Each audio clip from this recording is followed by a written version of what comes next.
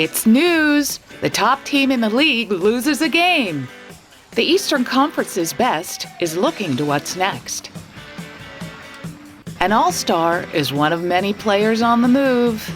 And goalies never know what moves will come in handy. Your best move right now is ECHL Week.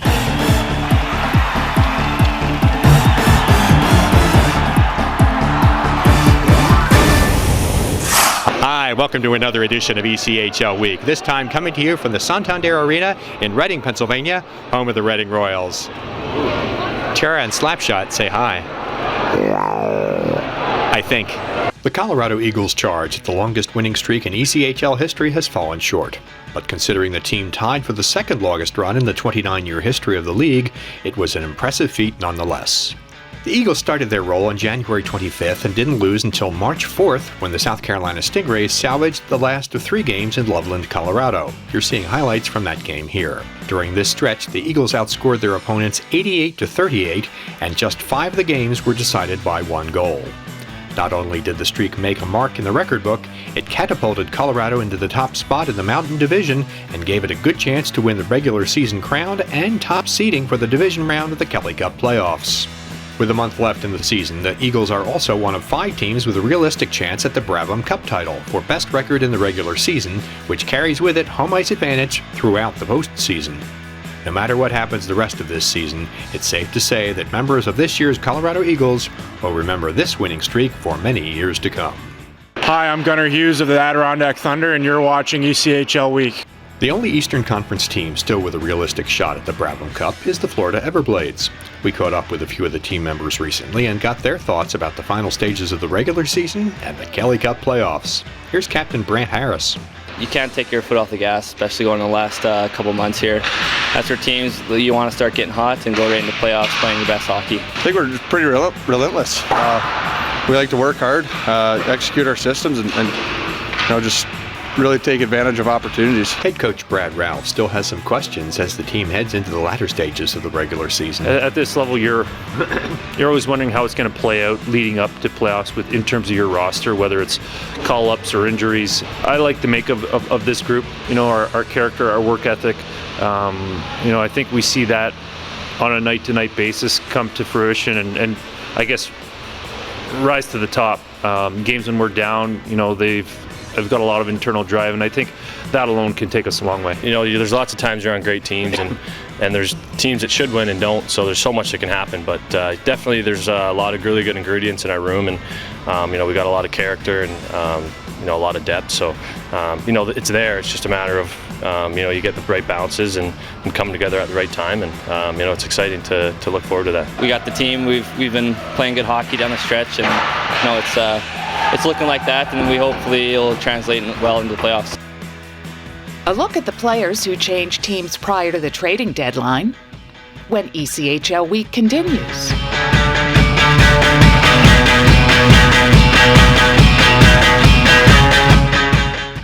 You're watching ECHL Week. You're watching ECHL Week. You're watching ECHL Week. Want to be on the ECHL Week show? Here's your chance. Record yourself saying what you've heard lots of players and coaches say on the show, and we'll take the best ones and include them in future editions of ECHL Week. My name is Lucas. I'm from Reading, Pennsylvania. My favorite ECHL hockey team is the Reading Royals, and you're watching ECHL Week. Here's how to submit your video. First, you need to be a YouTube subscriber to the ECHL Week channel. Then, record yourself or have someone record you saying this.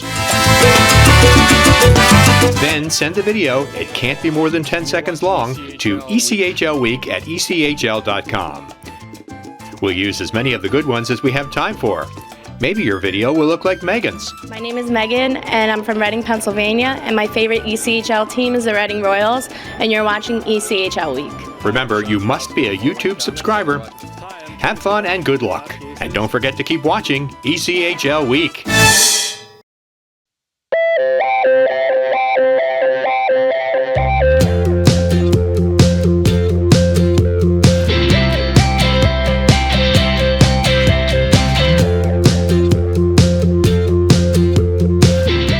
Hi, I'm Steve Perfetto of the Alaska Aces, and you're watching ECHL Week. Let's wrap up the trade deadline action plus news from around the ECHL. There were some teams looking for playoff reinforcements, others trying to obtain that extra piece to qualify for the postseason, and a few clubs making deals with next season in mind. As the trade deadline passed on March 9th, several deals were notable.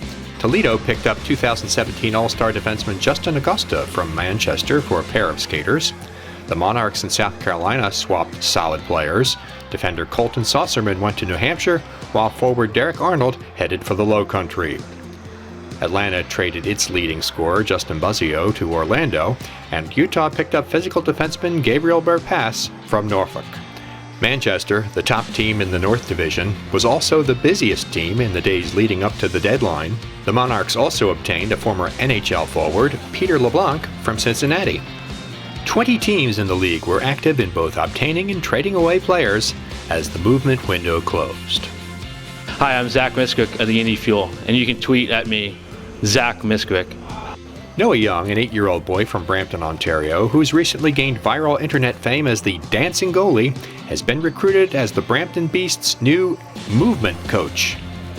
You see in Noah's dancing that he's fast, smooth, and efficient with his movements.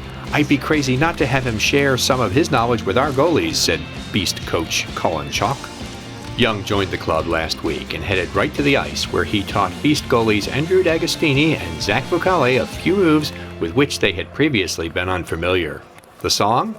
The hit dance jam by Detroit teenagers Zay Hilfiger and Zayon McCall, Juju on That Beat.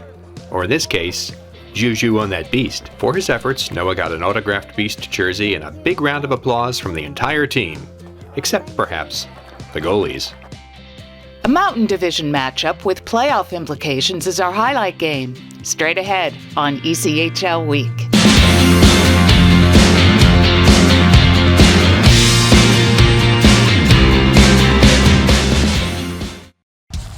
Score a hat trick with NHL Network's weekday lineup. We certainly love it because we get to talk about it.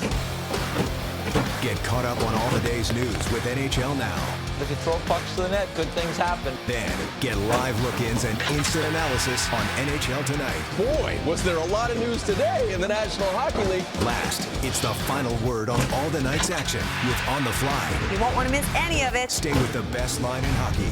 Weekdays on NHL Network.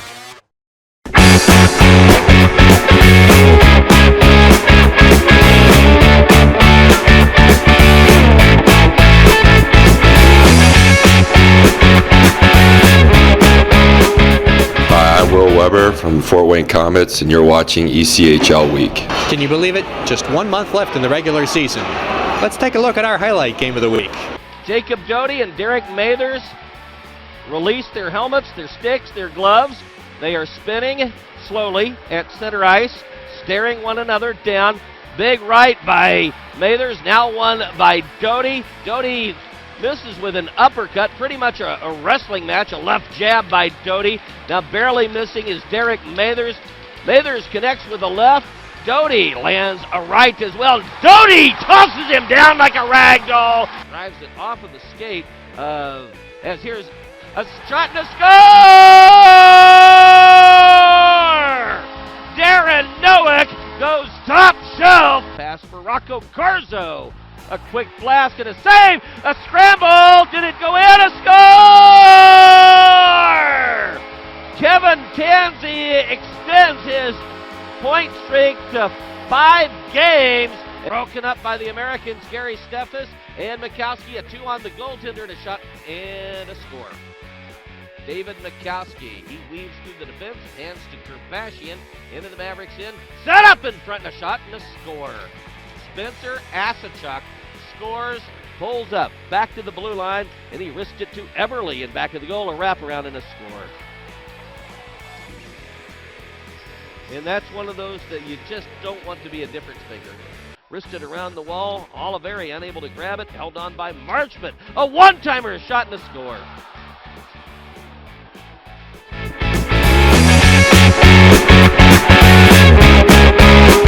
Hi, I'm Jeff Christian, head coach of the Wheeling Nailers, and you're watching ECHL Week. The men behind the microphones, voices of the ECHL. Today, Pete Mishu of the Norfolk Admirals. Tell us about the on-air partners with whom you've worked. This is my 25th year with the Admirals, and almost that entire time, my broadcast colleague was Pat Shetler, who is a well-known Nova Scotian. He's in the Nova Scotia Sports Hall of Fame. He was a former NHL official back in the late 60s and early 70s. And he and I really made a team that was here for a long, long time. He kind of stepped away a couple of years ago, still comes back occasionally and does games. And now over the last 3 years or so, I've been working with Dennis McEwen, who we call the original Admiral. He was on the ice for the very first practice and the very first Admiral game ever back in 1989. And as a player and now as a member of our front office, has been with the organization as long as I have. Given what you do for a living, is it easy to watch a game just for fun? I found for me, in any sport that I broadcast, whether it's hockey or baseball or college basketball, it's more difficult for me just to sit and watch a game as a fan because I'm not involved in it. I'm used to knowing more information about the players and the teams than somebody just walking into the building to watch a game. So yeah, from that perspective, it's much more difficult for me. And also in my head, I think I always find myself calling the play-by-play of anything I'm watching, whether it's football, baseball, basketball, or hockey. It's tough for me to just sit and casually watch a game. What's the best part of your job? Getting to watch hockey and to do it on a day in, day out basis. And yeah, every game's not great, but boy, you get those games. You get that wonderfully played game, that hard-hitting game, that aggressive game, that exciting game, that dramatic finish. And you go home at the end of the night and say, I just got paid to work that game, and that makes this job and broadcasting sports unlike almost any other job I can think of. That wraps up another edition of ECHL Week from Reading, Pennsylvania. Thanks for watching. Make sure to follow us on Twitter, like us on Facebook, and subscribe on YouTube. That's the best way to keep up to date on what's going on all over the ECHL. We'll see you next time.